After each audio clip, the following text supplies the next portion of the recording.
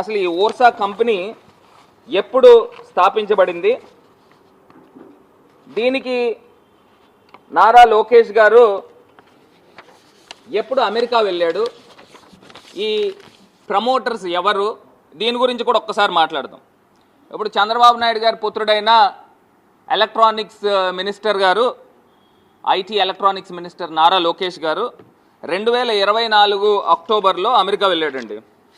లోకేష్ గారు అమెరికా వెళ్ళంగానే ఆయన ఆర్టిఫిషియల్ ఇంటెలిజెన్స్ గురించి వీళ్ళకి సంబంధించిన ఛానల్స్లోనూ పేపర్లోనూ వండి వార్చేశారు. పుంకాలుగా కథనాలు కూడా తీసుకుని వచ్చారు. ఇక్కడ నేను చెప్పాలనుకున్న అంశం ఏంటంటే, అసలు ఈ ప్రమోటర్స్ ఎవరైతే ఈ ఓర్సాకు సంబంధించిన వ్యక్తులు ఉన్నారో, ఎవరు ఇందులో డైరెక్టర్స్, కౌశిక్ పెందుర్తి ఎవరండి, ఈ సతీష్ అబ్బారి ఎవరు, వీళ్ళకున్న ట్రాక్ రికార్డు గురించి కూడా ఒకసారి మాట్లాడదాం. ఫస్ట్ ఈ లోకేష్ గారిది కంప్లీట్ చేద్దాం. ఇప్పుడు ఈయన అమెరికా వెళ్ళాడు.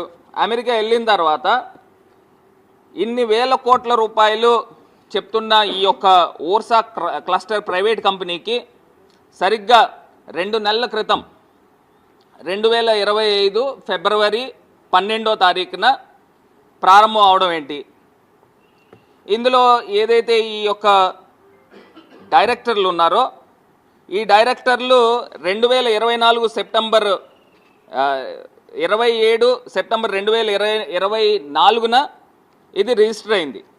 దీనికి అనుబంధం అని చెప్పుకుంటున్న సంస్థగా ఇండియా ఓర్సా క్లస్టర్ ప్రైవేట్ లిమిటెడ్, ఈ సంస్థ 19 ఫిబ్రవరి 2025లో రిజిస్టర్ అయింది. దీనికి ఇవన్నీ కూడా ఏంటంటే, లోకేష్ గారేమో అక్టోబర్లో ఆయన అమెరికా వెళ్తాడు. ఆయన వెళ్ళిన నెల రోజులు తర్వాత వీళ్ళకి ఒక కంపెనీ ప్రారంభం అవుతుంది. ఈ కంపెనీ ప్రారంభం అయ్యి ఈ కంపెనీకి వేల కోట్ల రూపాయలు భూమి దారాదత్తం చేస్తారు. వెంటనే ఇక్కడ హైదరాబాద్లో ఒక అపార్ట్మెంట్లో ఒక ఆఫీస్ కిందన హైదరాబాద్లో ఒక ఆఫీస్ చూపిస్తున్నారు. అక్కడ అమెరికాలో చూస్తే అక్కడ ఒక ఇల్లుని ఆఫీస్ కింద చూపించే కార్యక్రమం. మరి ఇవన్నీ కూడా మోసం చేయడం కాదా అని అడుగుతా ఉన్నా. ఇంత దారుణంగా, ఇంత నిస్సిగ్గుగా వ్యవహారం చేస్తూ మరి ఇంత దారుణమైన అంశం గురించి ఎందుకు ఈ ప్రభుత్వ పెద్దలు మాట్లాడట్లేదని అడుగుతున్నా. దీని నుంచి స్పందించాలి కదండి. ఏ బేసిస్లో ఈ భూముల్ని అన్యాక్రాంతం చేస్తారు? ఇది కాకుండా ఇప్పుడు మనకు అందరికీ కూడా గుర్తుండే ఉంటుంది, ఉమ్మడి రాష్ట్రంలో నారా చంద్రబాబు నాయుడు గారు ముఖ్యమంత్రి కింద ఉన్నప్పుడు ఆయన దిగిపోతూ అపధర్మ ముఖ్యమంత్రి కింద ఉన్నారు. అపధర్మ ముఖ్యమంత్రి కింద ఉన్నప్పుడు ఆయనకు అత్యంత సన్నిహితుడైన బిల్లీరావు గారికి శంషాబాద్లో 400 ఎకరాలు భూమిని ఏ రకంగా కొట్టేసే కార్యక్రమం చేశారని అడుగుతున్నారు. దీని తర్వాత అప్పుడు రాజశేఖర రెడ్డి గారు మళ్ళీ ముఖ్యమంత్రి అయిన తర్వాత ఇదేంటిది, ఇదేదో పెద్ద భారీ కుంభకోణంలో ఉంది, ఒక పక్కనేమో శంషాబాద్ ఎయిర్పోర్ట్ ఉంది, దానికి అతి సమీపంలో 400 ఎకరాలు, మరి వీళ్ళు ఏ రకంగా అంటే ఈ 400 ఎకరాలు భూమిని ఐఎంజీ భారత్కు 400 ఎకరాల భూమిని ఏ రకంగా కేటాయిస్తారని అడుగుతున్నారు. అంటే దీని తర్వాత హైకోర్టులోనూ ఏ రకంగా, జ్యుడిషియల్లో ఏ రకంగా భూమిని మరి న్యాయస్థానం కాపాడిందో ఇవాళ ప్రజలు ఎవ్వరూ కూడా మర్చిపోలే. ఇంత అన్యాయంగా, ఇంత అక్రమంగా మరి భూములు కొట్టేసే కార్యక్రమం చేస్తూ ఉంటే ప్రభుత్వ పెద్దలు మరి మాట్లాడాలి. ఖచ్చితంగా మేము డిమాండ్ కూడా చేస్తూ ఉన్నాం. ఇవాళ దీనిపైన ఒక జ్యుడిషియల్ ఎంక్వైరీ జరగాలి. ఈ యొక్క భూ కుంభకోణం పైన పూర్తి స్థాయిగా సిబిఐ ఇన్వాల్వ్ కావాలి.